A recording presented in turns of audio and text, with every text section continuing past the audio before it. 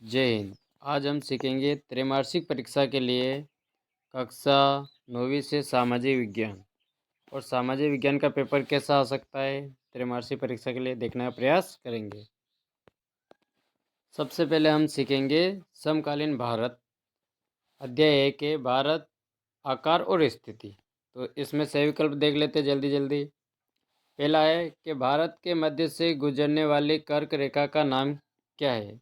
तो देखो, ये भारत का चित्र होता है और इस भारत के ऐसा चित्र होता है और भारत के चित्र के यहाँ बीच से काय का कौन सी रेखा निकलती है? कर्क रेखा। कौन सी रेखा? कर्क रेखा। कितने राज्य से निकलती है? तो ये 8 राज्य से होकर गुजरती है। ये भी अपने को ध्यान में रखना है। कितने डिग्री से निकलती है? तो देखो, कर्क रेखा जो है ये 23.5 डिग्री से निकलती है। 23.5 डिग्री उत्तरी अक्षांश में होगा। तो कौन सा ऑप्शन हो जाएगा? सी नंबर का ऑप्शन हो जाएगा। भारत किस महाद्वीप का हिस्सा है?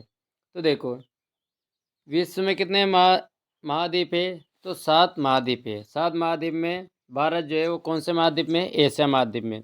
एक और बात ध्यान रखना, सबसे बड़ा महाद्वीप पूछे तभी एशिया महाद्वीप होगा। अगर सबसे छोटा महाद्वीप पूछे तो होगा ऑस्ट्रेलिया। ये ध्यान रखना। अगला है कि भारत का क्षेत्रफल विश्व के कुल क्षेत्रफल का कितना है? मतलब भारत की जो ज़मीन है वो पूरे विश्व की ज़मीन की कितनी है? तो है 2.4%। ये अपने को याद रखना है। भारत के उत्तर में स्थित नवीन वलित पर्वत श्रृंखला है। मतलब ऐसी कौन सा पर्वत है जो नवीन वलित है? तो याद रखना, हिमालय। अगर तुम्हें पूछे कि भारत में ऐसा कौन सा पर्वत है जो सबसे पुराना है या प्राचीन है, तो वहाँ लगाना फिर तुम्हें अरावली पर्वत, जो कि राजस्थान में है। और नवीन वलित पर्वत पूछे तो हिमालय। भारत कौन सा जोड़ा नवनिर्मित केंद्र शासित प्रदेश है? मतलब ऐसा कौन सा जो अभी नया नया केंद्र शासित प्रदेश बना है? तो हम सब जानते हैं कि जम्मू कश्मीर के 2 टुकड़े कर दिए हैं। एक तो बनाया उन्होंने जम्मू कश्मीर और एक क्या बनाया है? लद्दाख। इस तरह से कितने केंद्र शासित प्रदेश हो गए हैं? 9 केंद्र शासित प्रदेश हो गए हैं। और अपने भारत में कितने राज्य हो गए हैं? 28। पहले 29 थे, अब कितने रह गए? 28, क्योंकि जम्मू कश्मीर को तोड़कर केंद्र शासित प्रदेश बनाया गया है। कर्क रेखा भारत के कितने राज्य से गुजरती है? मैंने अभी बताया 8 राज्य से। देश का सबसे पूर्वी देशांतर निम्न में है। देखो, देशांतर क्या होता है? जैसे भारत का नक्शा होता है ऐसा ये। तो देशांतर का मतलब होता है ये तुमने जैसे अपना पृथ्वी का चित्र बनाते हैं। ये देखो, ये पृथ्वी का चित्र है। अब अगर पृथ्वी के चित्र में ऐसी जो लाइनें होती है, इन लाइनों को बोलते हैं देशांतर रेखाएं। क्या बोलते हैं इन्हें? देशांतर रेखाएं। और ये कितनी होती है? ये होती है 360 होती है। और आड़ी लाइनों को बोलते हैं अक्षांश रेखा। आड़ी लाइनों को क्या बोलते हैं? अक्षांश रेखा। और ये कितनी होती है? तो ये होती है 180। ये भी अपने को ध्यान में रखना है। अब वो पूछ रहा है कि भारत के पूर्व देशांतर में कौन है? तो देखो, इधर क्या है? भारत के पूर्व दिशा है। इधर कौन सी दिशा है? पश्चिम दिशा है। ऊपर उत्तर दिशा है और नीचे दक्षिण दिशा है। तो पूर्व में कौन सा अक्षांश होगा? तो पूर्व में जो होगा वो होगा अपना 97, ये 97.25 डिग्री। कौन सा हो जाएगा? 97 डिग्री 25, है ना? ये हो जाएगा पूर्व। अगला है कि अरुणाचल प्रदेश और गुजरात की स्थानीय स्थानीय समय में कितना अंतर है? तो देखो, ये भारत का चित्र है ना? थोड़ा हालांकि चित्र ऐसा बन रहा। इधर है अपने पास अरुणाचल प्रदेश होता है। पूर्व की तरफ क्या है? अरुणाचल प्रदेश। और पश्चिम की तरफ क्या है? गुजरात। अब वो पूछ रहा है कि इन दोनों के बीच में कितना समय है होता है। अगर यहाँ से कोई आदमी यहाँ आएगा या यहाँ से कोई आदमी यहाँ जाएगा तो उसे कितना समय लगेगा? या सूर्य की किरणों को आने में कितना समय लग रहा है? तो सूर्य किरणों को आने में लग रहा है 2 घंटे का समय का डिफरेंस इन दोनों के बीच में। ये अपने को ध्यान में रखना है। भारत के दक्षिण में कौन सा सागर है? तो देखो, ये जैसे भारत है ना? तो मैं बता देता हूँ कि भारत के यहाँ पर कौन सा सागर है? तो यहाँ है अरब सागर। कौन सा सागर है? अरब सागर। पश्चिम की तरफ कौन सा सागर? अरब सागर। यहाँ पर कौन सा सागर है? यहाँ पर तो यहाँ है बंगाल की खाड़ी। क्या है यहाँ पर? बंगाल की खाड़ी। और नीचे कौन सा सागर है? तो नीचे है हिंद महासागर। कौन सा सागर है? हिंद महासागर। तो दक्षिण में कौन सा सागर हुआ? हिंद महासागर। तो ऑप्शन हो जाएगा अपना बी नंबर का।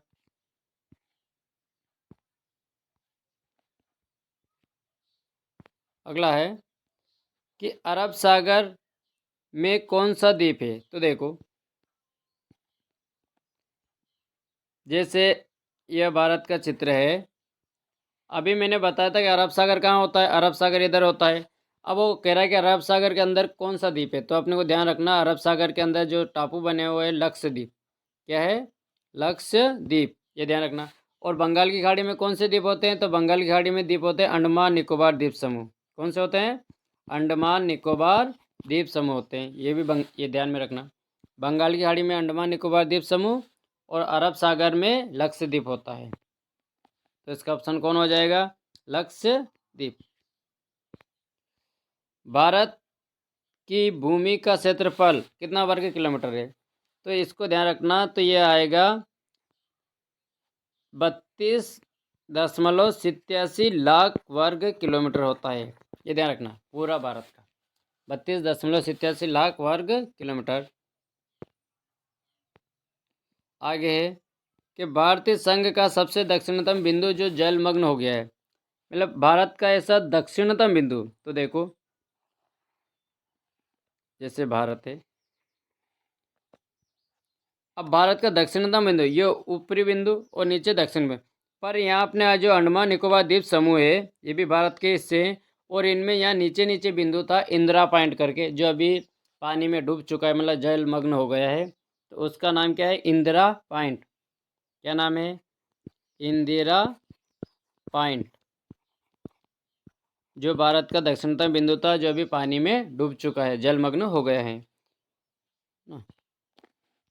अगला है कि अरब सागर भारत की दिशा में है। तो अभी मैंने बताया अरब सागर के कौन सी दिशा में होता है? तो अरब सागर पश्चिम दिशा में होता है।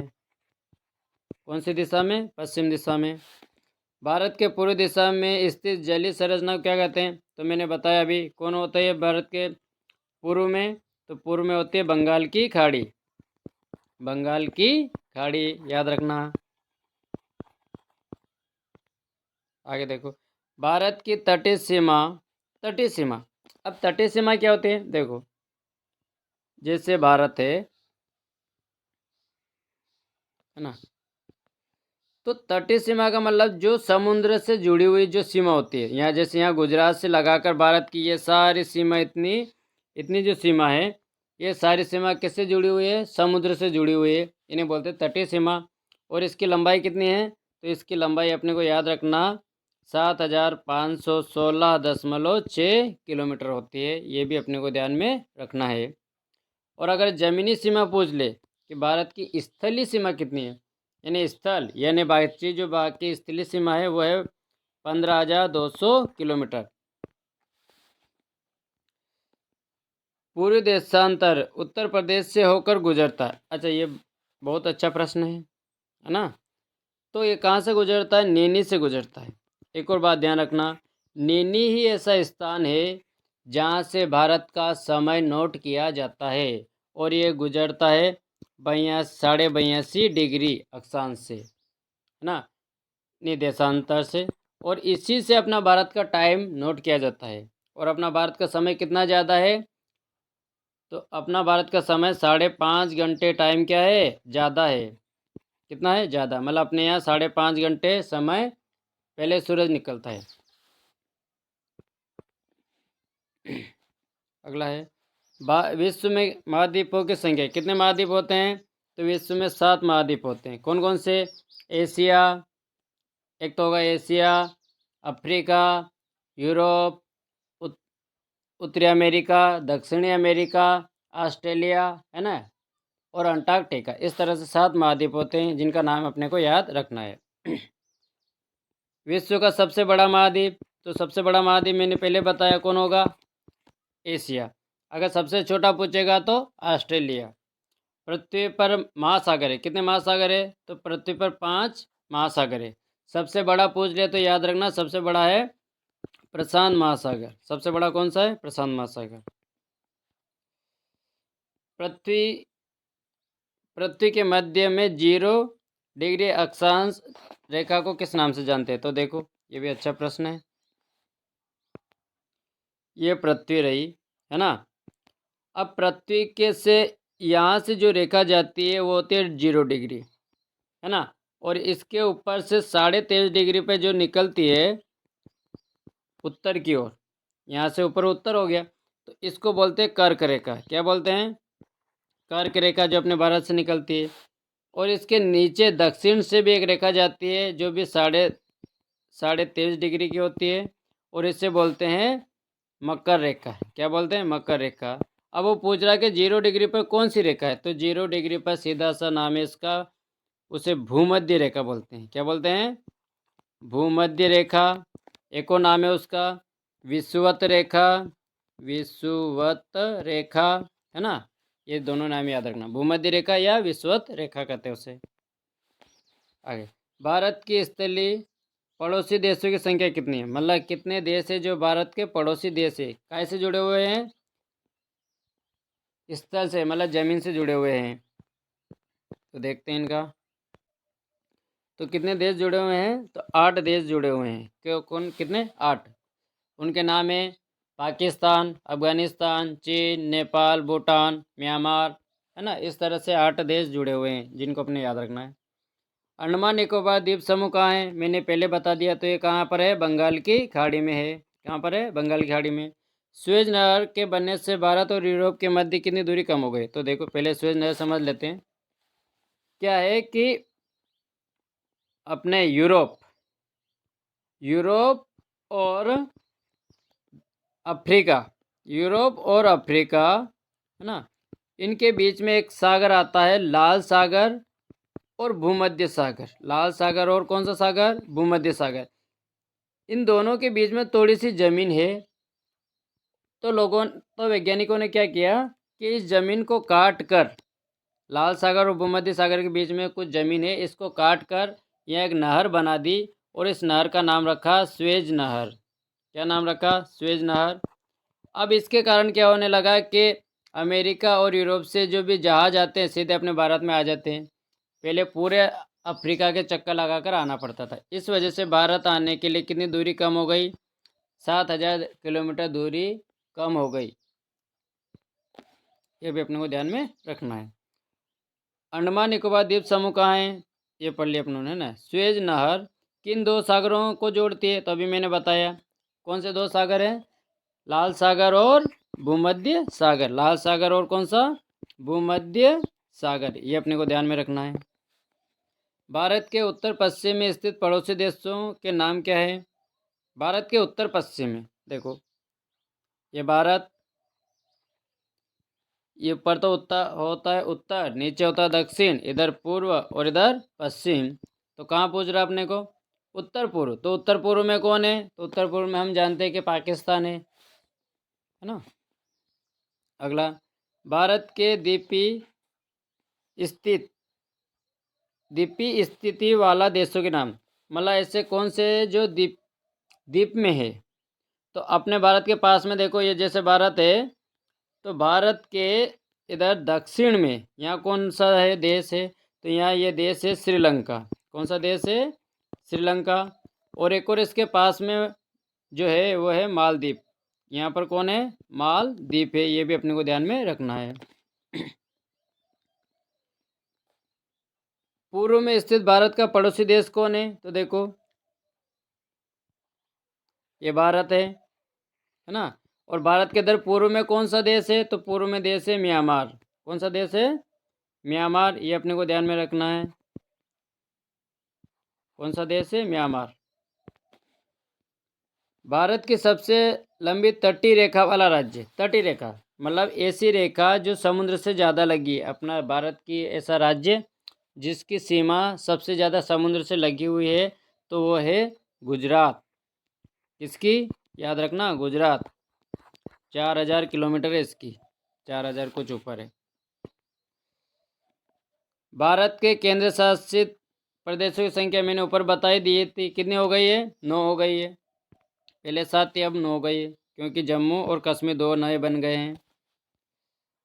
अब सत्य असत्य बताना। भूमध्य रेखा को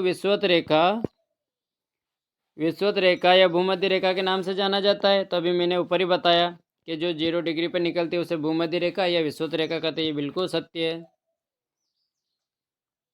भारत दुनिया का क्षेत्रफल की दृष्टि से 7वां बड़ा देश है। बिल्कुल सत्य बात है। 7वां नंबर का बड़ा देश है अपना भारत। भारत के दक्षिण में हिंद महासागर है। बिल्कुल सही बात है, हिंद महासागर है। भारत की स्थलीय सीमा, स्थल मतलब जमीन की सीमा कितनी है? ये नहीं है, ये तटीय सीमा है। ये कौन सी सीमा है? तटीय सीमा, ये याद रखना। तट वाली मतलब समुद्र से जुड़ने वाली सीमा। स्थलीय सीमा तो कितनी है? 15,200 किलोमीटर है, ये ध्यान रखना। तो ये गलत हो जाएगा। ये क्या हो गया? गलत। सुएज नहर का निर्माण 1869 में हुआ। बिल्कुल सत्य है। क्षेत्रफल की दृष्टि से रूस विश्व का सबसे बड़ा देश है क्या? बिल्कुल सही है। सबसे बड़ा देश कौन है? रूस है। लक्षद्वीप अरब सागर में स्थित है। मैंने पहले बता दिया कि अरब सागर में है ना। अगला, भारत और श्रीलंका के धरातल को पृथक करने वाला जल राशि पाक जल संधि और मन्नार की खाड़ी है क्या? बिल्कुल सही है। देखो, जैसे भारत है ना, और यहाँ पर क्या है? श्रीलंका। तो भारत और श्रीलंका दोनों को जोड़ने के लिए जो जल संधि है उसे बोलते हैं पाक जल संधि या मन्नार की खाड़ी, है ना। और यहीं पर रामेश्वर होता है। जो लोग तीर्थ यात्रा के लिए जाते हैं तो रामेश्वर यहीं पर है। ये भी अपने को ध्यान में रखना है। भारत के उत्तर में स्थित पड़ोसी देश चीन, नेपाल और भूटान है क्या? देखो, ये चीन, नेपाल, भूटान उत्तर में नहीं है। देखो, ये भारत है ना। तो चीन कहाँ? इधर है। नेपाल भी यहाँ पर है, भूटान भी यहाँ पर है। तो ये कौन सी दिशा आ रही है? तो इनकी दिशा आ रही है उत्तर पूर्व। कौन सी दिशा आ रही है? उत्तर पूर्व है। और ये क्या कह रहा है? केवल उत्तर, उत्तर में नहीं, उत्तर पूर्व होगा, इसलिए गलत हो गया। ब्रह्मपुत्र गंगा के जलोढ़ से निर्मित न्यू मुरे द्वीप बंगाल की खाड़ी में स्थित है। बिल्कुल सही है। जैसे भारत, ये भारत का चित्र है ना। और भारत से एक नदी निकलती है जिससे बोलते हैं अपन गंगा नदी, है ना। गंगा नदी बंगाल की खाड़ी में गिरती है। और जहाँ गिरती है उसके पास में एक द्वीप बनाती है जिसे बोलते हैं न्यू मुरे द्वीप। न्यू मुरे द्वीप। और ये न्यू मोरे द्वीप कहाँ पर है? बंगाल की खाड़ी में, जो कि बिल्कुल सत्य है। अब आगे देखो, ये जोड़ी है पाकिस्तान। पाकिस्तान क्या है? तो पाकिस्तान जो है भारत के किस दिशा में है? पश्चिम दिशा में है। ठीक है। भारत क्या है? तो भारत का क्षेत्रफल कितना है? पूरे विश्व का 2.4 क्षेत्रफल है। राजस्थान भारत का सबसे बड़ा राज्य है। सबसे बड़ा राज्य कौन है? राजस्थान। और दूसरे नंबर पे आता है अपना मध्य प्रदेश। ये ध्यान में रखना। पंजाब हरियाणा इन दोनों की राजधानी क्या है? चंडीगढ़ है। कर्क रेखा क्या करती है? जलवायु का विभाजन करती है। मतलब अपने यहाँ ठंड गर्म किसकी वजह से आ रही है? कर्क रेखा की वजह से आती है। ठीक है। और ये कितने डिग्री पर है? 23.5 डिग्री उत्तर की ओर है। ये ध्यान रखना। चलो अब कुछ अहम प्रश्न देख लेते हैं जल्दी जल्दी। लघुत्तम, भारत का अक्षांश और देशांतर। तो भारत का अक्षांश कितना है? 8 डिग्री 4 उत्तर से 37 डिग्री 6 उत्तर अक्षांश पर है। और 68 डिग्री 7 पूर्व से 97 डिग्री 25 पूर्वी देशांतर के मध्य अपना भारत है। देखो, मैं चित्र से बता देता हूँ। ये भारत है ना। तो भारत का यहाँ कितना है? यहाँ है आपके 8 डिग्री 4। और ऊपर कितना है? ऊपर है 37 डिग्री 6 है ना। या इतने के बीच है। अब वो कह रहा है कि 68 किधर है? इधर। इधर कितना है? 68 डिग्री से इधर कितना है? 97 डिग्री 25 इनके बीच में अपना भारत फैला हुआ है। अगला, भारत के केंद्र शासित प्रदेशों के नाम। तो कितने केंद्र शासित प्रदेश है? 9 हो गए हैं। एक तो बात ये ध्यान रखना, नाम क्या है उनके नाम अंडमान निकोबार द्वीप समूह, है ना, और चंडीगढ़, दमन व दीप, दादर और नगर हवेली, लक्षद्वीप, पुदुचेरी, दिल्ली, जम्मू कश्मीर और लद्दाख। भारत के 9 पड़ोसी देश हैं, उनके नाम याद रख लेना। पाकिस्तान, अफगानिस्तान,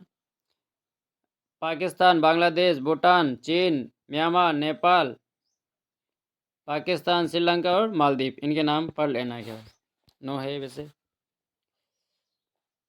ये तो कोई एमपी नहीं। हाँ, ये प्रश्न पूछ सकता तुम्हें कि कर्क रेखा भारत के कितने राज्य से गुजरती है। तो मैंने पहले बताया कितने राज्य से, 8। अब 8 राज्य को याद करने की ट्रिक बता रहा हूँ। उनकी ट्रिक है मित्र पर गमछा झार, मित्र पर गमछा झार। देखो, मी से कौन हुआ तुम्हारा, मी से होता है मिजोरम, मी से मिजोरम। त्र से होता है त्रिपुरा, प से पश्चिम बंगाल, र से राजस्थान, ग से गुजरात, म से मध्य प्रदेश, छ से छत्तीसगढ़, झ से झारखंड। और हो गए 8। कितने हुए देखो, 1 2 3 4 5 6 7 और 8। ये 8 राज्य जो है, इन 8 राज्य से क्या निकलती है, कर्क रेखा। ये छोड़ दो। कभी तुम्हें पूछ ले कि भारत के तीनों ओर विस्तृत जल राशि का नाम बता, मतलब भारत तीनों ओर से क्या ऐसे घिरा हुआ है, समुद्र से घिरा हुआ है। तो पहला क्या है, एक तो बंगाल की खाड़ी है ना। पूर्व में तो कौन है, बंगाल की खाड़ी।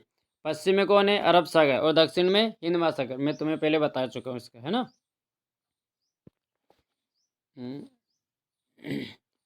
ये प्रश्न पूछ सकता है, भारत को विश्व में किन किन नामों से जानते थे।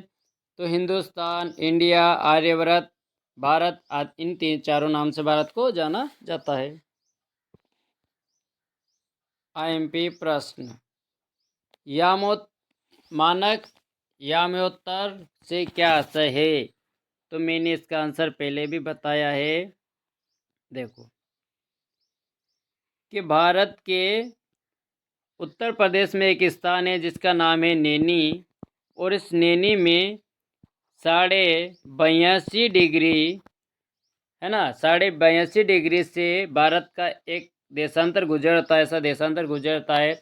और इस देशांतर से भारत का समय नोट किया जाता है, ताकि भारत का पूरे भारत में एक जैसा समय बताया जाए, है ना। तो देखो, इसको पढ़ लेते हैं। क्या है इसमें कि भारत का मानक यामोत्तर, है ना। सबसे पहले तो आपको बता दें कि 82.5 डिग्री यामोत्तर या देशांतर को भारत का मानक यामोत्तर कहते हैं। ध्यान रहे कि मानक समय वह समय है जिससे किसी देश के भूभाग, एक ये पॉइंट याद रखें कि भारत का मानक समय कितना है। भारत का मानक समय जो है 5.5 घंटे क्या है, आगे है। मेन इतना याद रखना। क्या याद रखोगे, तुम्हें तो लिखना है कि भारत के उत्तर प्रदेश के नैनी से गुजरने वाला देशांतर, नैनी से 82.5 डिग्री गुजरने वाला देशांतर से भारत का मानक समय नोट किया जाता है।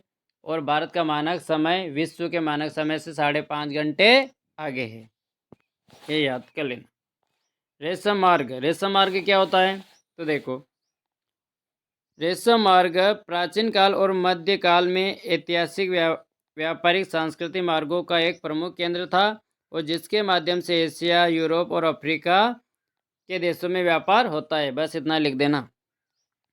इस रेशम मार्ग क्या है, रेशम मार्ग एक प्राचीन मार्ग था जिसके कारण क्या होता था, व्यापार और सांस्कृतिक, जिनके कारण कुल मिला के व्यापार होता था। और कौन कौन से देशों में व्यापार होता था, एशिया, यूरोप और अफ्रीका देशों में व्यापार होता था। और इस मार्ग को रेशम मार्ग कहते हैं। कन्याकुमारी और श्रीनगर में दिन रात की अवधि में अंतर के कोई 2 कारण बताओ। तो देखो, कन्याकुमारी, देखो पहले तो बताओ, ये पता होना चाहिए कि कन्याकुमारी और श्रीनगर कहाँ है। तो देखो, कन्याकुमारी कहाँ है, भारत के बिल्कुल दक्षिणतम बिंदु कौन होगा, कन्याकुमारी, ये यहाँ पर है कन्याकुमारी, यहाँ पर। और श्रीनगर कहाँ है? यहाँ पर। अब वो कह रहा है कि इनके समय में क्या अंतर है। तो ये कन्याकुमारी जो है ये किसके पास है? भूमध्य रेखा के पास में, है ना, जहाँ पर वर्ष भर सूर्य के ऊपर चमकता रहता है, इसलिए यहाँ दिन और रात क्या होते हैं? कन्याकुमारी में बराबर रहते हैं। और श्री जम्मू कश्मीर कश्मीर क्या है? भूमध्य रेखा से दूर होने के कारण यहाँ दिन रात में क्या होता है? अंतर पाया जाता है। हालांकि कोई आईएमपी नहीं, देख लेना। और आईएमपी प्रश्न, सुएज नहर के निर्माण का भारत और यूरोप के व्यापार में क्या महत्व होता है? तो सुएज नहर का जब निर्माण हो गया, देखो, सुएज नहर बन जाने से यूरोप और सुदूर पूर्व के देशों के मध्य दूरी क्या हो गई? घट गई। कुल मिला के क्या लिखना कि सुएज नहर के निर्माण से भारत और यूरोप के मध्य के बीच की दूरी क्या हो गई? दूरी घट गई। कितनी घट गई? 7,000 किलोमीटर दूरी क्या हो गई? घट गई है, जिसके कारण यूरोप से भारत आने में जहाज को ज़्यादा चक्कर लगाकर नहीं आना पड़ता है। बस ऐसा अपनी भाषा में लिख देना। कर्क रेखा वाला देख लो। कर्क रेखा का भारत की जलवायु में क्या महत्व है? तो कर्क रेखा से क्या होता है? कर्क रेखा से देखो क्या होता है, यहाँ से याद कर लो कि थार का मरुस्थल कहाँ है? ये थार का मरुस्थल राजस्थान में। तो थार का मरुस्थल ग्रीष्म ऋतु मतलब गर्मी में तप्त होकर एक निम्न वायुदाब का केंद्र बनाता है। काय का केंद्र बनाता है? निम्न वायुदाब का, जो दक्षिण पश्चिम मानसून हवा को आकर्षित करता है, जिससे पूरे भारत में वर्षा होती है। अगर निम्न वायुदाब का क्षेत्र नहीं बनेगा तो पानी अपने यहाँ नहीं आएगा, ये ध्यान रख लेना। तो यहाँ से इसको याद कर लेना।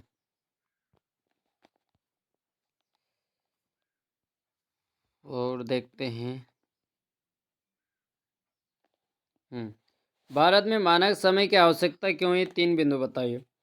तो देखो, देश के विस्तृत भूभाग के लोगों को के व्यवहार के लिए स्वीकृत होना चाहिए भारत मानक समय संतुलन से 5.5 घंटे। एक तो ये लिख देना कि भारत का मानक समय संतुलित बनाए रखने के लिए यूटीसी यानी कि ग्रीनविच रेखा से कितना ज़्यादा है? 5.5 घंटे ज़्यादा है। अरुणाचल प्रदेश और गुजरात के मध्य समय अंतराल बहुत ज़्यादा है, यानी 2 घंटे का अंतराल है, जिसको क्या किया जाए? समाप्त किया जाए। समय संबंधित स्थानीय आवश्यकताएं पूर्ति किया जाए। कुल मिला के क्या बात है? देखो कि पूरे देश में तो एक जैसा समय करने के लिए भारत का एक मानक समय बनाया है जो नैनी से निकलता है ना। दूसरा क्या पॉइंट होगा कि गुजरात और अरुणाचल प्रदेश के बीच में समय का बहुत ज़्यादा डिफरेंस है, मतलब 2 घंटे का डिफरेंस है, जिसको ख़त्म करना बहुत ही ज़्यादा ज़रूरी है। तीसरा कि भारत का मानक समय ग्रीनविच रेखा से 5.5 घंटे ज़्यादा होने के कारण अपने भारत का समय नोट किया गया है, लिख देना मीन बात। अगला पार्ट देखते हैं जनसंख्या से। जनसंख्या में क्या है? तो 2011 की जनगणना के अनुसार सबसे अधिक जनसंख्या कहाँ पर है? तो अपन सभी जानते हैं कि सबसे ज़्यादा जनसंख्या कहाँ पर है? तो सबसे ज़्यादा जनसंख्या कहाँ पर है? तो जनसंख्या याद रखना, सबसे ज़्यादा जनसंख्या है उत्तर प्रदेश में। भारत के पड़ोसी देशों में किस का जनघनत्व भारत में सबसे अधिक है? पड़ोसी देश जहाँ जनघनत्व क्या है? ज़्यादा है। जनघनत्व का मतलब क्या है कि 1000 किलोमीटर के अंदर कितने मनुष्य रहते हैं, उसे बोलते हैं जनसंख्या घनत्व। तो सबसे ज़्यादा जनसंख्या घनत्व कहाँ है? बांग्लादेश का। निम्न में से कौन सा कथन लिंगानुपात को सही तरीके से परिभाषित करता है? तो लिंगानुपात क्या होता है? तो लिंगानुपात का अर्थ होता है कि 1000 पुरुष पर महिलाओं की संख्या, मतलब 1000 पुरुष है तो उन 1000 पुरुष के बीच में कितनी महिला हैं, है ना। तो ये ध्यान रखना। तो अपने भारत की कितनी होती है? 930, है ना। मतलब 1000 पुरुष है तो महिला कितनी है? 930।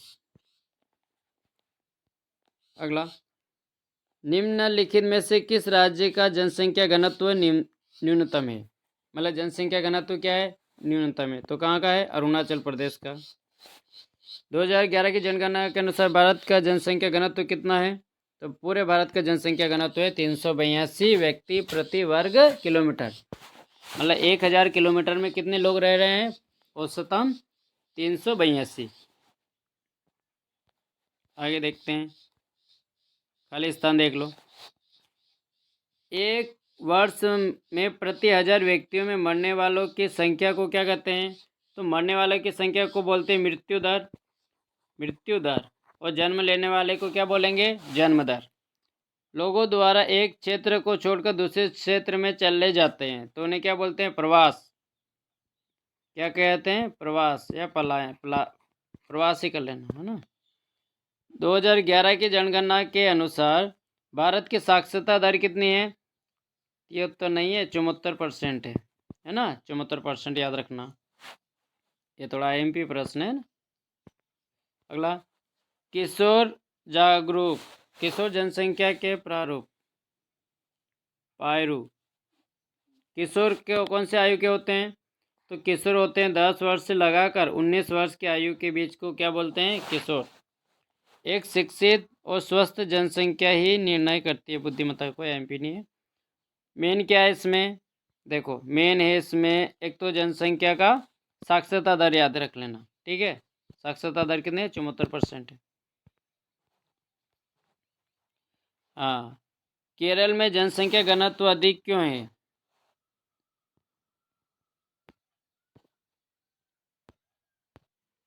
अब इनमें कुछ IMP प्रश्न करेंगे अपन। देखो, पहला है इसमें जनसंख्या घनत्व से क्या आशय? ये प्रश्न पूछेगा तुमसे, IMP प्रश्न है। तो जनसंख्या घनत्व का मतलब होता है कि 1000 किलोमीटर 1000 किलोमीटर 1000 वर्ग किलोमीटर के अंदर रहने वाले मनुष्यों की संख्या को जनसंख्या घनत्व कहते हैं। ये याद कर लेना। अगला, भारत का जनसंख्या घनत्व कितना है? तो मैंने ऊपर ही बताया, 382 वर्ग किलोमीटर है। 382 क्या है? वर्ग किलोमीटर, याद कर लेना। भारत की पहली जनगणना कब हुई थी? तो भारत की पहली जनगणना हुई थी 1872 में, है ना। भारत में सबसे कम लिंगानुपात कहाँ पर है? ये प्रश्न पूछेगा। हरियाणा में। कहाँ पर है लिंगानुपात? लिंगानुपात क्या होता है? लिंगानुपात का मतलब होता है कि 1000 पुरुष के बीच में कितनी महिलाएं हैं। तो सबसे कम लिंगानुपात कहाँ का है? हरियाणा में। और भारत में सबसे अधिक लिंगानुपात वाला राज्य कौन सा है?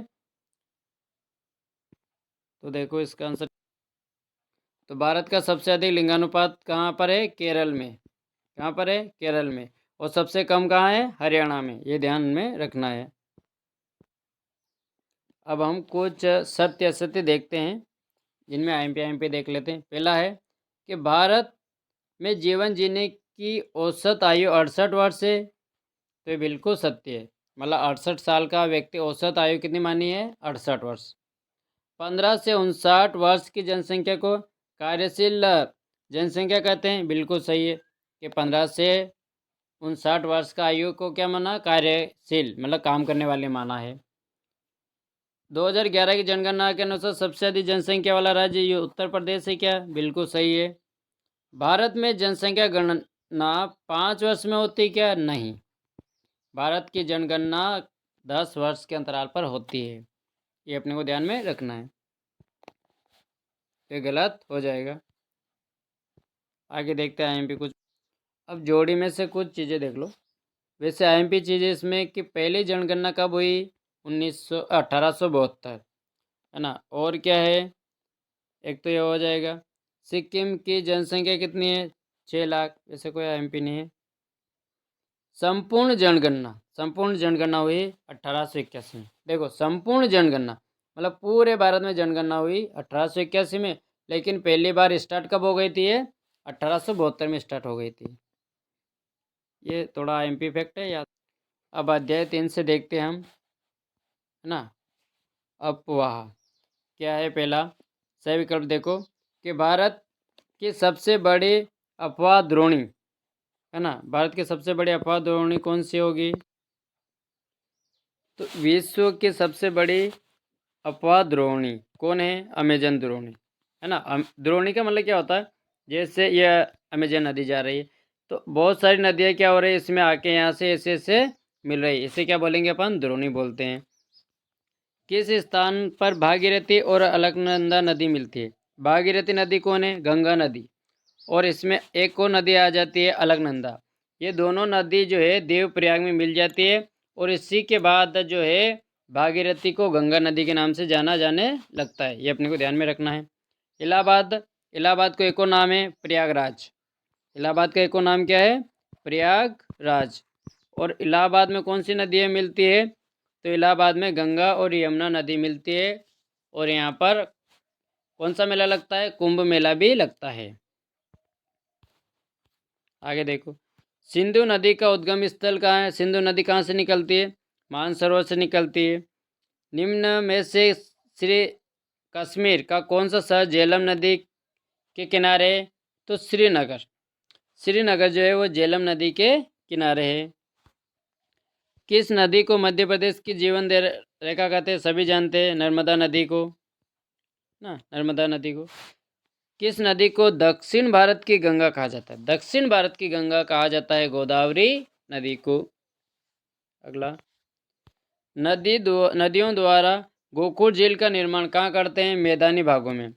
गोकुल झील का मतलब होता है जैसे कोई नदी जा रही है और ये मान लो कोई पहाड़ आ जाता है यहाँ पर, तो या कोई मैदान आ जाता है तो ये नदी अपना रास्ता बदल लेती है और एक यहाँ झील का निर्माण हो जाता है, इसे बोलते हैं गोकुल झील। निम्न अंतर्देशीय मौसमी झील कौन सी है? अंतर्देशीय मौसमी झील, मौसम के अनुसार। तो ये झील है अपनी लोकताल झील। कौन सी झील है? लोकताल झील। नर्मदा नदी का उद्गम स्थल कहाँ है? नर्मदा नदी कहाँ से निकलती है? तो ये निकलती है अमरकंटक से, ये याद रखना है। अब हम खाली स्थान देख लेते हैं। पहला क्या है कि नदी गंगा की सबसे बड़ी सहायक, मतलब गंगा नदी की सबसे बड़ी सहायक नदी कौन सी है? तो हम सभी जानते हैं कौन सी सहायक नदी है गंगा की सबसे बड़ी? यमुना। विश्व का सबसे बड़ा डेल्टा? तो सुंदरवन का डेल्टा। कौन सा है सबसे बड़ा डेल्टा? सुंदरवन का डेल्टा है, जो कहाँ है? पश्चिम बंगाल में है। सिंधु नदी गंगा जाकर मिल जाती है। सिंधु नदी कहाँ जाके मिल जाती है? तो सिंधु नदी जो है अरब सागर में जाकर क्या हो जाती है? मिल जाती है। भारत में सबसे बड़ी प्रवाह द्रोणी किस नदी की है? गंगा नदी की। प्रायद्वीपीय भारत की अधिकांश प्रवाह तंत्र के प्रवाह दिशा क्या है? मतलब अधिकांश नदियाँ भारत की जो है किस दिशा में बहती है? तो हम सभी जानते हैं कि अधिकांश नदियाँ जो है वो पश्चिम से कहाँ बहती है? पश्चिम से पूर्व दिशा में बहती है। गंगा नदी का उद्गम स्थल, मतलब गंगा नदी कहाँ से निकलती है? तो गंगा नदी निकलती है गंगोत्री से। कहाँ से निकलती है? गंगोत्री से। ब्रह्मपुत्र नदी को तिब्बत में के लोग क्या कहते हैं? तो ब्रह्मपुत्र नदी को तिब्बत के लोग कहते हैं सांगपो। क्या कहते हैं? सांगपो कहते हैं। कृष्णा नदी का उद्गम स्थल पश्चिम घाट में कहाँ से होता है? तो ये कृष्णा नदी जो है ये महाबलेश्वर से निकलती है। कहाँ से निकलती है? महाबलेश्वर। महाबलेश्वर से कौन सी नदी निकलती है? कृष्णा नदी। अमरावती और हेमावती किनकी सहायक नदियां हैं? तो ये कावेरी नदी की सहायक नदियां हैं। कावेरी नदी जो कि दक्षिण भारत में बहती है और उनकी सहायक नदियां कौन है? अमरावती और हेमावती। ये तो कोई एमपी है नहीं, छोड़ देना। अब एक शब्द में उत्तर दीजिए। पहला है कि कावेरी नदी का उद्गम स्थल कहाँ है? मतलब कावेरी नदी कहाँ से निकलती है? तो कावेरी नदी निकलती है ब्रह्मगिरी से। कहाँ से? ब्रह्मगिरी। कावेरी नदी निकलती है ब्रह्मगिरी से निकलती है। नागार्जुन सागर नदी परियोजना, नागार्जुन सागर कौन सी नदी पर है ये? तो ये कृष्णा नदी पर। अच्छा, इसको कैसे याद रख सकते हैं? देखो, कृष्ण भगवान क्या किए थे? नाग पर नाचे थे ना, इसलिए इसे याद रख लेना कि नागार्जुन सागर परियोजना कहाँ पर है? कृष्णा नदी पर। आगे, ताप्ती नदी मध्य प्रदेश के किस जिले से निकलती है? तो ये जिले पूछे तो बैतूल जिला, बैतूल जिला। और स्थान पूछे तो मुल्ताई, मुल्ताई, है ना। अगला है कि राजस्थान या इंदिरा गांधी नहर, ये प्रश्न भी आईएमपी है वैसे, यानी राजस्थान नहर या इंदिरा गांधी नहर किस नदी से निकलती है? तो ये निकलती है सतलज नदी, सतलज। प्रायद्वीपीय भारत की सबसे लंबी नदी, प्रायद्वीपीय भारत की पूछे तो गोदावरी नदी है प्रायद्वीपीय भारत की। और मरुस्थल के नदी पूछे तो मरुस्थल की नदी, मेन नदी कौन है? तो एक तो है लूणी नदी, है ना, और एक है माही नदी। दो नदियां हैं, लूणी और माही। लद्दाख, गिलगिट और पाकिस्तान में बहने वाली नदी कौन है? तो लद्दाख, और इनमें कौन सी नदी बहती है? सिंधु नदी बहती है। हीराकुंड बांध, हीराकुंड बांध कौन सी नदी पर है? महानदी पर है। कहाँ पर है? महानदी। और कौन से राज्य में है? उड़ीसा राज्य में है। और ये भी याद रखना कि हीराकुंड बांध भारत का सबसे लंबा बांध है। कौन है? सबसे लंबा बांध हीराकुंड बांध है। और ये तो छोड़ दो, चलो एमपी और देखते हैं क्या है एमपी में। ये देख लो, नमामि देवी नर्मदे कहाँ, किस राज्य की है? तो अपने मध्य प्रदेश की है। गोकुड़ झील, गोकुड़ झील का उदाहरण क्या है? तो गोकुड़ झील में क्या आएगा? तो गोकुड़ झील का उदाहरण है वुलर झील, वुलर झील। और वुलर झील कहाँ है? जम्मू कश्मीर में।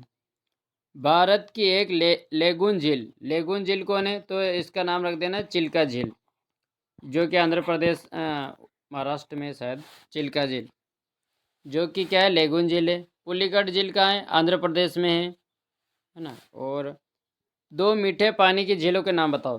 तो एक झील तो हो जाएगी तुम्हारे वुलर झील, और एक हो जाएगी डल झील, डल झील। इनका नाम याद लिख देना। गंगा की प्रमुख सहायक नदी का क्या नाम है? यमुना नदी, है ना। गंगा की सहायक नदी है यमुना। प्रायद्वीपीय भारत की किस नदियों द्वारा जौरंद मुख का निर्माण होता है? तो ये नदी का नाम है अपना, एक तो नर्मदा और ताप्ती, नर्मदा और ताप्ती। मतलब क्या बनाती है? समुद्र मिलते समय ज्वार नद मुख बनाती है, या इंग्लिश में बोलेंगे तो एस्चुरी बनाती है। सत्य सत्य में देख लो, भागीरथी और अलकनंदा की धारा मिलकर गंगा नदी का निर्माण होता है क्या? मैंने ऊपर ही बताया था, ये सही है। और देखते और आईएमपी क्या हो। अगला देखते हैं। देखो, देवप्रयाग के निकट गंगा पर्वतीय क्षेत्र को छोड़कर मैदानी भागों में प्रवेश करती है क्या? नहीं, देवप्रयाग में नहीं, ये करती है अपने कहाँ पर? हरिद्वार। अगर यहाँ हरिद्वार लिखा हुआ रहता तो ये बिल्कुल बात सत्य हो जाती है, इसलिए क्या हो गया? गलत। देवप्रयाग में तो क्या होता है? भागीरथी और अलकनंदा दोनों नदी मिलती है, और वहीं से भागीरथी नदी का नाम क्या पड़ जाता है? गंगा नदी पड़ जाता है। यमुना नदी का उद्गम यमुनोत्री हिम नदी से होता है क्या? यानी यमुना नदी जो है ये यमुनोत्री से निकलती है क्या? बिल्कुल सत्य है। सुंदर राष्ट्रीय पार्क रॉयल टाइगर बंगाल के प्राकृतिक निवास के रूप में प्रसिद्ध है क्या? बिल्कुल सही है। यानी सुंदरवन राष्ट्रीय नेशनल पार्क जो है रॉयल बंगाल टाइगर के नाम से जाना जाता है। ब्रह्मपुत्र नदी को बांग्लादेश में जमुना कहते हैं, बिल्कुल सही है। देखो, बांग्लादेश में ब्रह्मपुत्र नदी को क्या कहते हैं? ब्रह्मपुत्र नदी को तो कहते हैं जमुना, और गंगा नदी को वहाँ कहते हैं पद्मा। ये भी ध्यान में रखना है। नर्मदा नदी और ताप्ती नदी एक दूसरे के समांतर ब्रज घाटी में प्रवाहित होती है क्या? बिल्कुल सही है। ये सही नहीं है, भ्रंश घाटी में थोड़ी प्रभावित होगी, इसलिए क्या हो जाएगा? असत्य हो जाएगा। भ्रंश घाटी में नहीं बहती है ना। उलर झील का निर्माण भूगर्भीय क्रियाओं के परिणाम स्वरूप हुआ है। मतलब भूगर्भीय मतलब भूमि की हलचल के कारण क्या वुलर झील का निर्माण हुआ है क्या? बिल्कुल सही है। गोविंद सागर नर्मदा नदी पर बना है क्या? नहीं, गोविंद सागर जो है वो है अपना सतलज नदी पर। कौन सी नदी पर? सतलज नदी पर, ये नर्मदा नदी पर नहीं है, इसलिए गलत हो जाएगा। जोड़ी देख लो, झेलम नदी, झेलम नदी कहाँ से निकलती है? तो देखो, झेलम नदी का क्या है? पीर पंजार श्रेणी में बहती है। व्यास नदी, व्यास नदी का क्या होगा? तो व्यास नदी जो है, व्यास नदी से कौन सी दर्रा निकलती है? रोहतांग दर्रा। सतलज नदी, तो सतलज नदी में क्या आएगा? सतलज नदी है जो है ये राकस ताल से निकलती है। और रावी नदी, तो रावी नदी का क्या होगा? रावी नदी का इसमें हो रहा है शेषनाग झील, और चिनार का चंद्रभागा। हालांकि नीचे उतरे उसमें से देख के मिला लेना, हालांकि कोई एमपी नहीं वैसे तो ज़्यादा।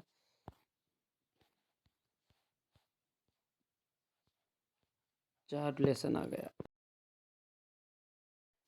अब हम जो है अगले पुस्तक तुम्हारे जो है भारत और समकालीन विश्व भाग इतिहास से, जिसका तीसरा अध्याय है नास्तिवाद और हिटलर का उदय। तो इसके प्रश्न देखते हैं।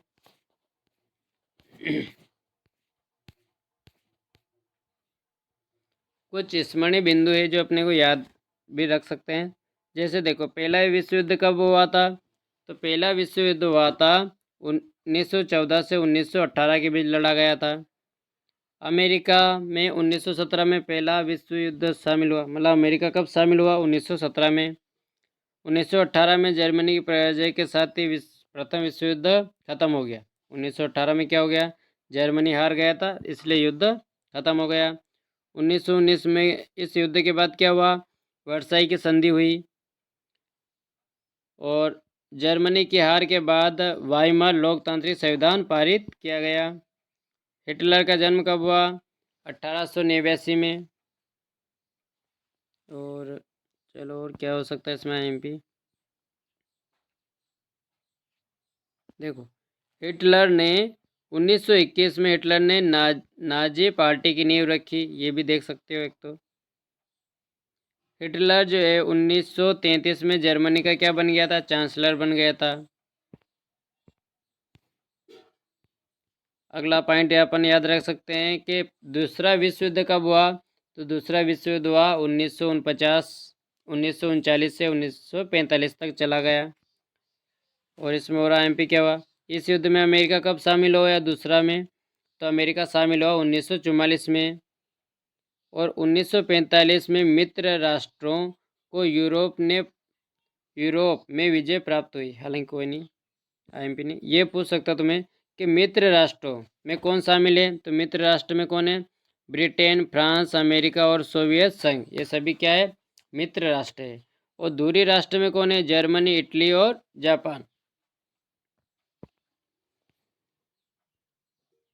अगला एमपी क्या हो सकता है इसमें, देखते हैं। चलो, सही विकल्प देखते हैं इनके। चलो, कुछ खाली स्थान देखते हैं। प्रथम विश्व युद्ध के लिए किसे जिम्मेदार ठहराया गया? तो ये आईएमपी हो सकता है, तो इसे ठहराया गया था जर्मनी को। प्रथम विश्व युद्ध का सर्वाधिक प्रभाव किस पे पड़ा है? तो यूरोप पे पड़ा है। और क्या आईएमपी हो सकता है इसमें? ये प्रथम विश्व युद्ध के बाद जर्मनी में गणराज्य की स्थापना हुई, तो कौन सी गणराज्य बना वहाँ पर? तो वाइमर गणराज्य बना। ये प्रश्न आईएमपी है। एक जनता, एक साम्राज्य और एक नेता का नारा किसने दिया? तो ये दिया था हिटलर ने। हिटलर ने पोलैंड पर आक्रमण कब किया? तो 1939 में। और यहीं से दूसरा विश्व युद्ध प्रारंभ हो गया था। अच्छा, हिटलर का ये भी पूछता है कि हिटलर कहाँ का चांसलर था? तो ये जर्मनी का था, ये याद रखना है। देखो, इसमें बहुत सारे सही विकल्प दे रखे हैं, लेकिन आईएमपी देखेंगे। पहला है, ये दिया है को हिटलर चांसलर बना कब बना? 1933 में, ये याद रखो। एक पुस्तक पूछता हो कि मीन कैंप किसकी पुस्तक है? तो ये हिटलर की है। और नाजीवाद का उदय कहाँ हुआ? तो नाजीवाद का उदय हुआ जर्मनी में। और जर्मनी का चांसलर कौन था? हिटलर, यानी हिटलर ने ही नाजीवाद चलाया था, ये ध्यान में रखना है। अब एक शब्द में उत्तर दीजिए। मित्र राष्ट्र देश कौन से थे? तो मित्र राष्ट्र में कौन आएगा? पहला आएगा एक तो ब्रिटेन, है ना, ब्रिटेन आएगा। और कौन आएगा? रूस आएगा। ब्रिटेन, रूस और फ्रांस, ये मित्र राष्ट्र में आते हैं। ठीक है। अमेरिका कब मित्र राष्ट्र में शामिल हुआ? तो ये हुआ 1917 में। और इसमें आईएमपी और क्या हो सकता है, देखते हैं। अगला देखो कि जर्म कौन सा है ये नाजीवादी लोग सबसे अधिक किन लोगों के विरुद्ध थे? तो ये थे यहूदियों के विरुद्ध में। किनके विरुद्ध में? यहूदियों। यहूदियों का इन्होंने क्या किया? सबसे ज़्यादा विरोध किया था। वर्साई की संधि किस सन में हुई? तो वर्साई की संधि का समय देखते हैं। तो ये संधि कब हुई? ये भी आपको ध्यान में रखना है। आईएमपी संधि है 1919 में। हालांकि यहाँ नीचे गलत दे रखा है, 1919 करना इसका। और वर्साई संधि हुई, और इसी वर्साई की संधि की वजह से फिर बाद में दूसरा विश्व युद्ध का कारण भी बना। तो ये भी ध्यान में रखना है। अब सत्य असत्य से देखते हैं। तो पहला क्या है कि मई 1945 में जर्मनी ने मित्र राष्ट्रों के सामने समर्पण कर दिया। बिल्कुल सही है, क्योंकि 1945 में क्या हुआ? अमेरिका ने जर्मनी ना, हाँ, 1945 में जर्मनी का जो चांसलर हिटलर जो था उसने आत्महत्या कर ली, और इस वजह से जर्मनी ने आत्मसमर्पण कर दिया। हिटलर ने बर्लिन क्या है? जर्मनी की राजधानी है, में आत्महत्या कर ली थी क्या? बिल्कुल सही है, ये याद रख लेना। और आईएमपी देखते हैं। आईएमपी क्या तो देखो, और आईएमपी क्या हो सकता है इसमें, ये देख लो कि नाजीवाद यहूदियों का विरोधी था क्या? बिल्कुल सही है ना। और गांधी जी ने हिटलर को अहिंसा का संदेश भेजा था। बिल्कुल सही है ना। एक और ये कि चांसलर पद जर्मनी का सर्वोच्च पद होता है क्या? बिल्कुल सही है। ये आईएमपी फैक्टर जो है याद कर लेना। अब हम लोकतांत्रिक राजनीतिक से देखते हैं। पहला, देश का लोकतंत्र क्या है और लोकतंत्र क्यों है? तो सही विकल्प देखो इसके। किस देश में आज भी महिलाओं को मत देने का अधिकार नहीं है? मतलब किस देश में आज भी महिलाएं वोट नहीं दे सकती? तो है सऊदी अरब में। चीन में कितने वर्ष के अंतराल पर नियमित चुनाव होता है? तो 5 वर्ष में। डेमोक्रेसी शब्द किस भाषा से लिया गया है? तो है ग्रीक भाषा से। संविधान के प्रारूप कमेटी के अध्यक्ष कौन है? डॉक्टर भीमराव अंबेडकर। यह एमपी प्रश्न कर लेना इसको याद। ये प्रारूप समिति के अध्यक्ष कौन थे? डॉक्टर भीमराव अंबेडकर। अगला, ये भी प्रश्न पूछा जाता है कि नेल्सन मंडेला कहाँ का रहने वाला था? तो ये दक्षिण अफ्रीका का रहने वाला था। अब देखो, और आईएमपी देखते खालिस्तान देखो, ये आईएमपी प्रश्न कर लेना कि भारत में वोट डालने की उम्र कितनी है? 18 वर्ष से अधिक। जिसकी उम्र 18 वर्ष से अधिक हो जाएगी वो वोट डाल सकता है। आंग सान सू की, ये कौन थी? आंग सान सू और की भी इसमें। आंग सान सू की कौन थी? तो एक म्यांमार की लेखिका है। म्यांमार की क्या है? लेखिका, मतलब किताबें लिखती है। भारत में राष्ट्रपति का कार्यकाल कितना होता है? भारत में राष्ट्रपति का कार्यकाल वर्ष होता है। ये 6 वर्ष थोड़ी होता है क्या? 5 वर्ष होता ना। राष्ट्रपति का कार्यकाल कितना? 5 वर्ष का होता है। लोकतंत्र जनता के लिए जनता द्वारा शासन व्यवस्था है। उपयुक्त कथन किसका है? आईएमपी प्रश्न कर लेना। ये किसने कहा था कि लोकतंत्र जनता के लिए जनता द्वारा शासन व्यवस्था है? ये कहा था अब्राहम लिंकन ने, जो कि अमेरिका का राष्ट्रपति रह चुका है। आईएमपी भी है ना, इसको ध्यान में रखना कि लोकतंत्र किसका है? जनता का है, जनता के लिए है, और जनता का इसमें क्या है? शासन है। आगे सही जोड़ी देखते हैं। निरंकुश शासक किसका था?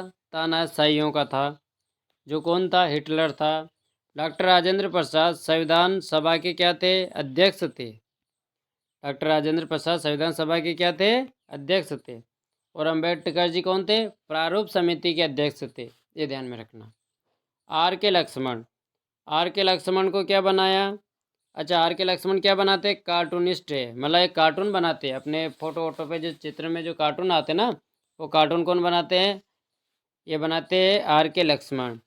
1946 मतलब 26 नवंबर 1946 को क्या हुआ? तो 26 नवंबर 1946 को हमारा देश में क्या हुआ? संविधान सभा, भारत का संविधान बना नहीं, 1946 में बना नहीं है।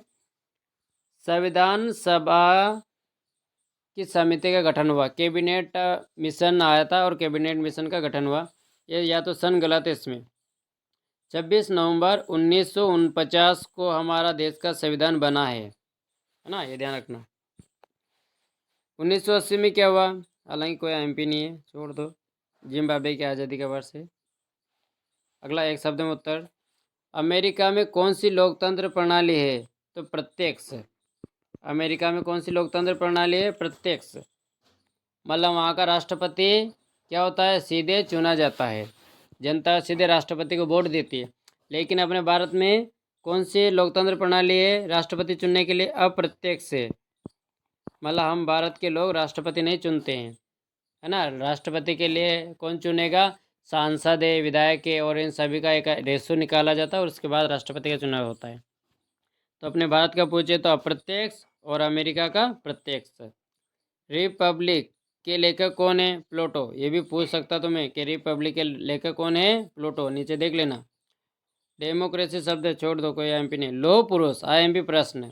लौह पुरुष किसे कहा जाता है, सरदार वल्लभ भाई पटेल को लौह पुरुष कहा जाता है। और नेल्सन मंडेला कहाँ का था, दक्षिण अफ्रीका का है, देख लेना। चीन में महिलाओं को मतदान का अधिकार नहीं है, जबकि चीन में महिला भी मतदान करती है, इसलिए क्या हो गया ये गलत। भारत दुनिया का सबसे बड़ा लोकतंत्र है क्या, बिल्कुल सही है। यानी भारत में सबसे ज़्यादा वोट कहाँ पड़ते हैं, केवल भारत में वोट पड़ते हैं। भारत एक धर्मनिरपेक्ष राज्य है, बिल्कुल सत्य है। जनरल सानी अबाचा एक नाइजीरिया तानाशाही था, ठीक है, कभी देख लेना, वैसा एमपी है, तो नहीं है। अमेरिकी लोकतंत्र का समर्थक है, सही। मतलब अमेरिका में भी क्या है, लोकतंत्र है। लोकतंत्र का मतलब यहाँ वोट कौन डालेंगे, लोग ही डालेंगे और लोग ही सरकार बनाएंगे, जनता ही सरकार बनाती है। डेमोक्रेसी, डेमोक्रेसी क्या है, तो डेमोक्रेसी को हिंदी में क्या बोलेंगे, लोकतंत्र। तो लोकतंत्र शब्द का अंग्रेजी पर्याप्त डेमोक्रेसी है, जिसकी उत्पत्ति ग्रीन मूल शब्द डेमोस से हुई है। और डेमोस का अर्थ क्या है, जनसाधारण, और इसमें शब्द क्रेसी जुड़ा हुआ है जिसका अर्थ है शासन। तो क्या याद रखना, देखो डेमोक्रेसी क्या कहाँ का शब्द है, कोई किस भाषा का शब्द है, ग्रीक भाषा का। डेमोक्रेसी में दो शब्द है, एक तो डेमो, डेमो का अर्थ है जनसाधारण, और क्रेसी का अर्थ है शासन। मतलब जनता का शासन ही डेमोक्रेसी कहलाता है।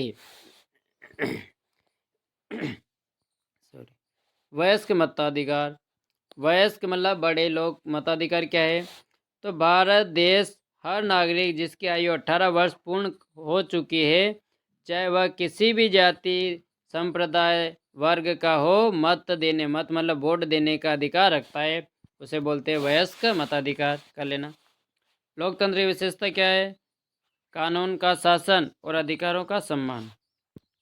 लोकतंत्र क्या है, ये पूछ सकता तुम्हें, लोकतंत्र क्या है, तो लोकतंत्र एक ऐसी शासन प्रणाली है जिसके अंतर्गत जनता अपनी स्वेच्छा से किसी भी उम्मीदवार को मत दे सकती है और अपना प्रतिनिधि चुन सकती है ना। लोकतंत्र दो शब्दों से मिलकर बना है, लोक और तंत्र। तो मेन क्या है, लोकतंत्र को कैसे याद रखेंगे कि भारत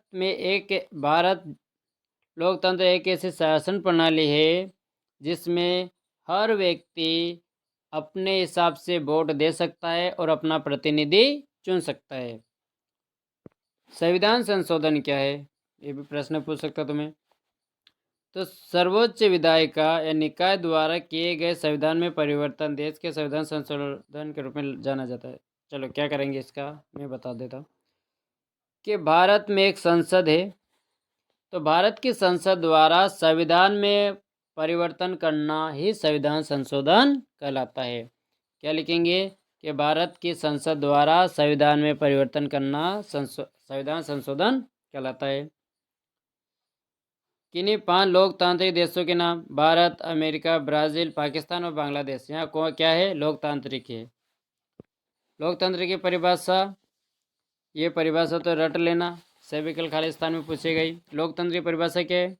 अब्राहम लिंकन ने क्या कहा था कि लोकतंत्र जनता का, जनता के द्वारा तथा जनता के लिए शासन व्यवस्था है। अब्राहम लिंकन का कथन है। एकरी नागरिकता क्या है? एकरी नागरिकता का सीधा मतलब ये है कि यहाँ भारत सरकार या सरकार द्वारा व्यक्ति को केवल एक ही नागरिकता दी जाती है, मतलब एक देश की नागरिकता देना एकल नागरिकता कहलाती है। अपने भारत के लोग केवल भारत की नागरिकता रखेंगे, पाकिस्तान या दूसरे देश की नागरिकता नहीं रख सकते। अगर दूसरे देश की नागरिकता लेंगे तो अपनी भारत की नागरिकता छोड़नी पड़ेगी। तो एकल नागरिकता मतलब होता है कि किसी एक देश की नागरिकता लेना ही एकल नागरिकता कहलाती है।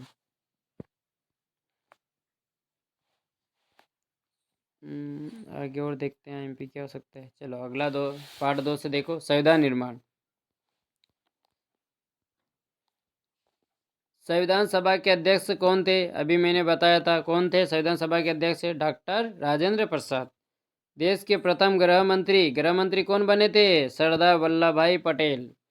संविधान लिखने वाली सभा में कितने सदस्य थे? तो देखते इसका, तो कितने सदस्य थे? तो 350 सदस्य थे। कितने थे? 350। आगे क्या है? भारतीय संविधान लागू हुआ। भारत का संविधान कब लागू हुआ? झंडा निकालते ना अपन, तो ये लागू हुआ 26 जनवरी 1950 को लागू हो गया था।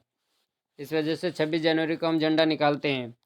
भारतीय संविधान की प्रथम बैठक कब हुई? प्रथम बैठक हुई थी 1946 में। आगे, संविधान निर्माण में कितना समय लगा, मतलब अपना संविधान बनने में कितना समय लगा?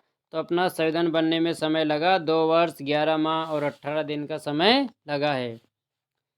26 जनवरी 1950 को किस देश का संविधान लागू हुआ? तो अपने भारत का संविधान लागू हुआ।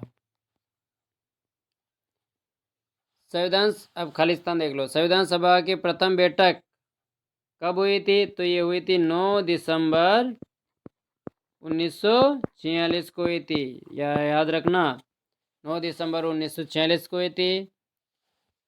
भारतीय संविधान को लागू हुआ, कब लागू हुआ भारतीय संविधान? देख लो, 26 जनवरी 1950 को।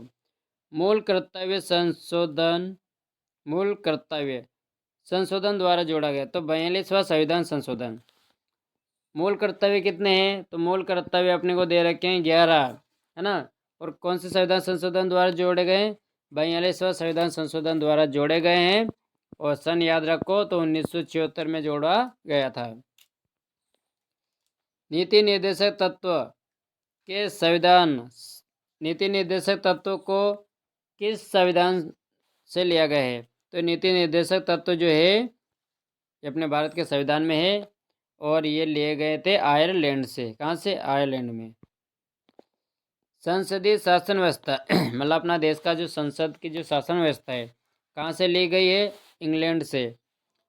भारत का प्रथम राष्ट्रपति कौन था? राजेंद्र प्रसाद। और ये क्या बने थे? संविधान सभा के भी पहले अध्यक्ष थे ये, है ना। और भारत के क्या बने? राष्ट्रपति भी यही बने थे। चलो इनको देख लेते कुछ आईएमपी क्या है इसमें। दुर्गावती देशमुख। दुर्गावती देशमुख क्या है?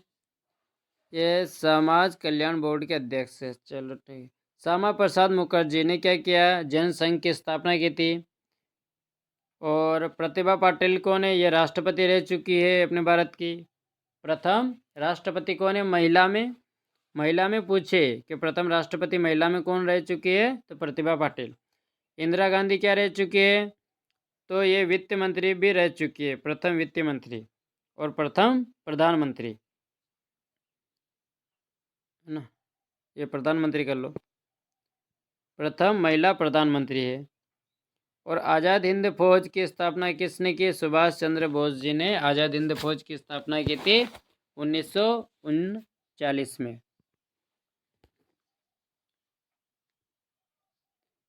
सत्य सत्य देख लो। नेल्सन मंडेला क्या भारत का रहने वाला था? क्या नहीं, दक्षिण अफ्रीका का था। ये कहाँ का था? ये दक्षिण अफ्रीका। इसलिए क्या हो जाएगा? गलत हो जाएगा।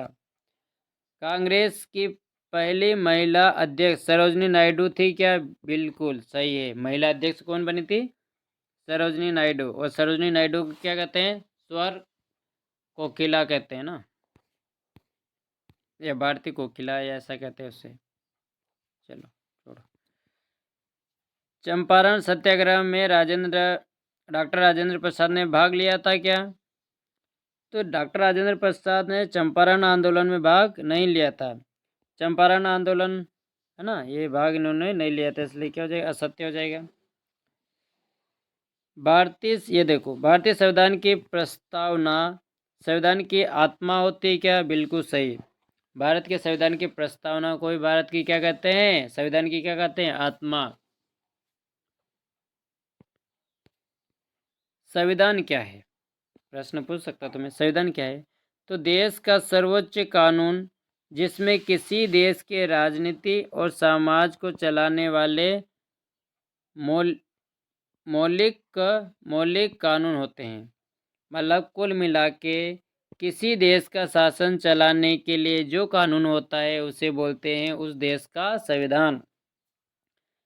भारतीय संविधान सभा के 4 सदस्यों के नाम, तो 4 सदस्य में क्या लिख सकते हैं अपन? ये तो संविधान सभा का नाम ही अलग है, छोड़ो।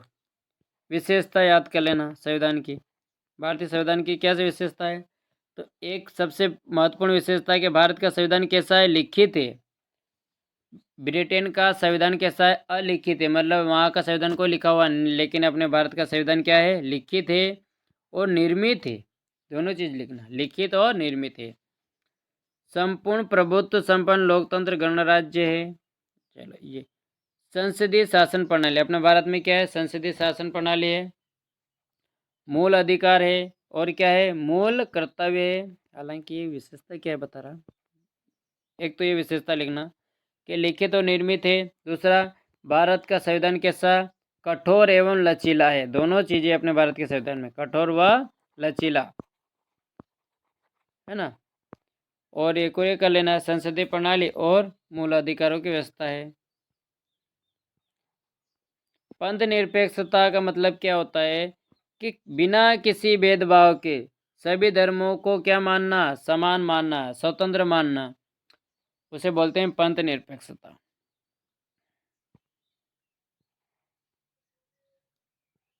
संविधान निर्माण क्यों आवश्यक है? ये पूछ सकता तुम्हें, संविधान निर्माण क्यों आवश्यक है? तो संविधान का निर्माण शासन को सुचारू रूप से संचालित करने में अराजकता की कार्यपालिका और न्यायपालिका का गठन करके पूरा किया जाता है। देखो मेन क्या है, संविधान निर्माण क्यों आवश्यक है? तो संविधान निर्माण इसलिए आवश्यक है क्योंकि किसी भी देश का शासन चलाने के लिए नियमों की आवश्यकता होती है, इसलिए संविधान निर्माण आवश्यक है। वयस्क मताधिकार क्या होता है? तो भारत में जिनकी उम्र 18 वर्ष या उससे अधिक है वह भारत के लोग मतदान कर सकते हैं, इसे बोलते हैं वयस्क मताधिकार। और आगे देखते हैं, संविधान संशोधन क्या है? तो मैंने ऊपर पहले बताया कि किसी भी देश के संविधान में संशोधन करना है, संविधान संशोधन कहलाता है। संविधान की प्रस्तावना से क्या है? तो संविधान का वह कथन जिसमें किसी देश के संविधान के बुनियादी मूल्यों और अवधारणा को स्पष्ट ढंग से कहना। मतलब किसी देश की क्या है? बुनियादी मूल्यों और अवधारणा को स्पष्ट कहना।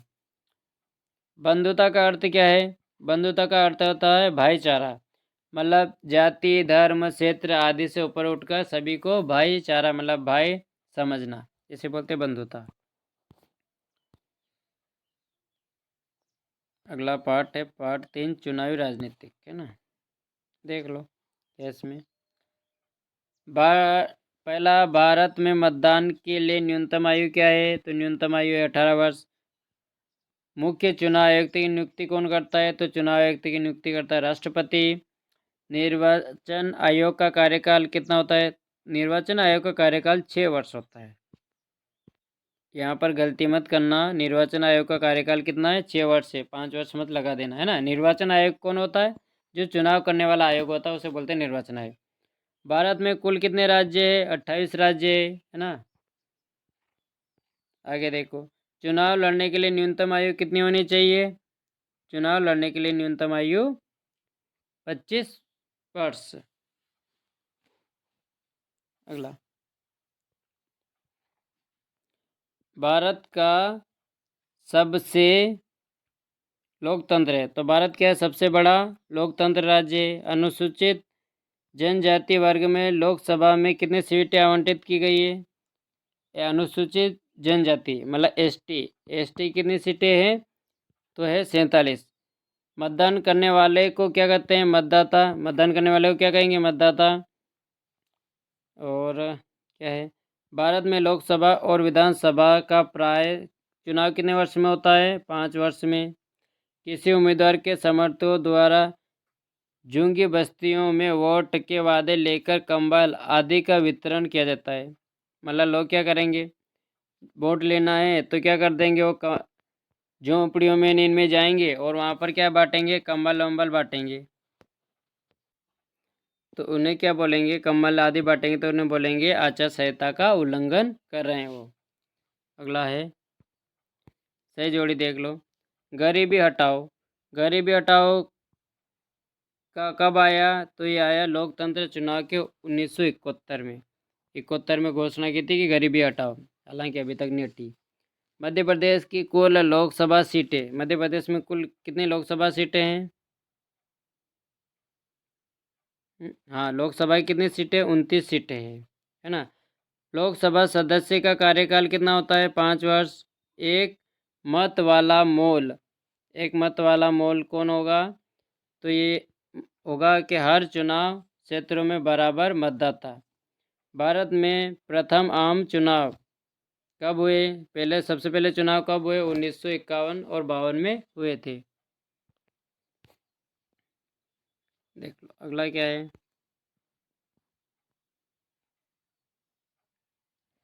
लोकसभा के सदस्य को क्या कहते हैं? लोकसभा के सदस्य को क्या कहते हैं? सांसद। क्या बोलते हैं? सांसद। 25 जनवरी को कौन सा दिवस मनाते हैं? तो 25 जनवरी को मनाते हैं मतदाता दिवस। सबसे अधिक लोकसभा सीटें कहाँ हैं? उत्तर प्रदेश में, है ना। भारत के किस प्रकार की चुनाव प्रणाली है? तो लोकतांत्रिक है। और भारत में चुनाव की एक विशेषता क्या है? यहाँ गुप्त मतदान होता है, मतलब गुप्त, खुला मतदान नहीं होता है, गुप्त मतदान होता है। आगे क्या है?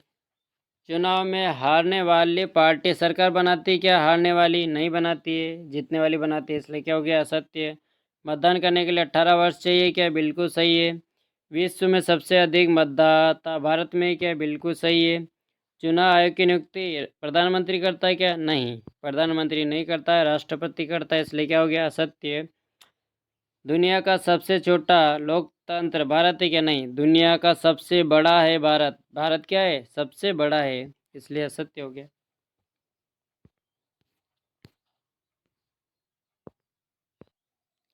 अब हम अर्थशास्त्र से भी देख लेते हैं।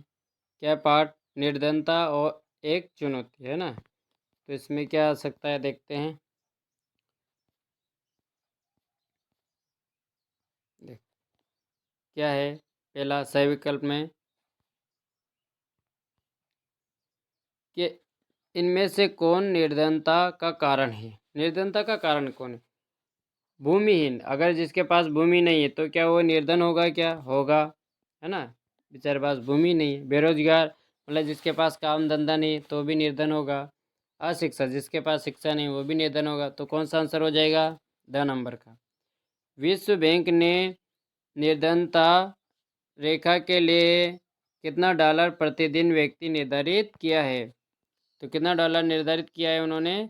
तो उन्होंने किया है 1.9 डॉलर प्रतिदिन। मतलब 1.9 डॉलर प्रतिदिन व्यक्ति अगर खर्च करता है तो वह व्यक्ति, या उससे ज़्यादा खर्च करता है तो वह व्यक्ति निर्धन नहीं माना जाएगा। प्रधानमंत्री रोजगार योजना कब लागू हुई? तो प्रधानमंत्री रोजगार योजना जो है कब लागू की गई? तो इसका कौन हो जाएगा? ब नंबर कौन है? ये 1993 में, है ना। 2011 की जनगणना के अनुसार भारत में सबसे अधिक निर्धन राज्य कौन सा है? सबसे गरीब राज्य कौन है? तो सबसे गरीब राज्य है अपना बिहार। बिहार राज्य क्या है? गरीब राज्य है अपने भारत का। मध्य प्रदेश ग्रामोदय योजना कब लागू किया हुई? 2000 में। मध्य प्रदेश का सबसे गरीब जिला जो कौन सा है? अलीराजपुर है। सबसे गरीब जिला कौन है? अलीराजपुर है। राष्ट्रीय काम के बदले अनाज कितने जिलों में लागू हुई थी? ये 150 जिलों में, है ना। और देखते क्या हो सकता है और चीज़ें इसमें।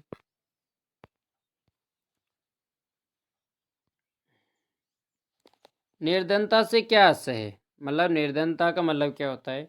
तो किसी समाज में व्यक्तियों का बहुत बड़ा भाग जब जीवन की न्यूनतम आवश्यकता को पूरा करने में असमर्थ होता है तो उसे बोलते हैं निर्धनता।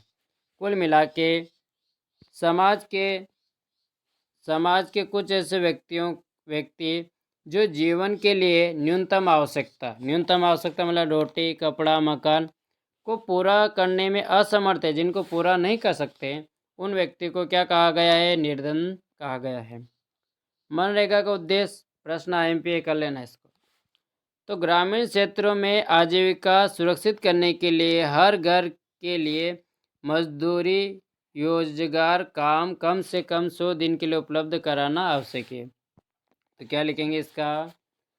कि मनरेगा मतलब अपना जो मनरेगा का काम चलता है सड़कों के किनारे, नहीं, ये क्या होता है? तो कुल मिला के लिखना है कि हर घर को 100 दिन रोजगार उपलब्ध कराना ही मनरेगा कहलाता है। मतलब हर घर के लिए मजदूरी रोजगार कम से कम 100 दिन उपलब्ध कराना क्या है? मनरेगा है। लघु किसान किसे माना गया है? लघु किसान मतलब छोटा किसान। तो जिनके पास 2 हेक्टर की जमीन होती है उन्हें बोलते हैं लघु किसान। 2 हेक्टर मतलब 8 बीघा, उन्हें क्या कहेंगे? लघु किसान। निर्धनता रेखा से क्या आशय है? तो नागरिकों के उस न्यूनतम आर्थिक स्तर, आर्थिक मतलब पैसा, तो न्यूनतम मतलब कम, जब पैसे का स्तर कम होता है जो अपने जीवन निर्वाह के लिए आवश्यक होता है या आवश्यक नहीं होता है, उन्हें बोलते हैं निर्धन। मतलब कुल मिला के जिन व्यक्तियों के पास पैसे आदि की संपत्ति नहीं होती वो निर्धन कहलाता है। सत्य असत्य देख लो। मनरेगा में क्या 200 दिन का काम होता है? क्या नहीं होता है। मनरेगा में कितने दिन का काम है? 100 दिन का रोजगार मिलता है। स्वर्ण जयंती ग्राम स्वरोजगार योजना 2006 से प्रारंभ की गई क्या? तो ये भी क्या हो जाएगा? गलत हो जाएगा। ये 2006 से प्रारंभ नहीं की, अपनों ने देखा था नहीं, कौन सा सन है? 1993। प्रधानमंत्री ग्राम रोजगार योजना, शायद ये सन देख लेना एक बार और, है ना। प्रधानमंत्री रोजगार योजना का प्रारंभ की 1993 में, ये सही है। और क्या है? भारत में नगरीय क्षेत्रों में 2400 कैलोरी प्रतिदिन ऊर्जा चाहिए क्या? 2400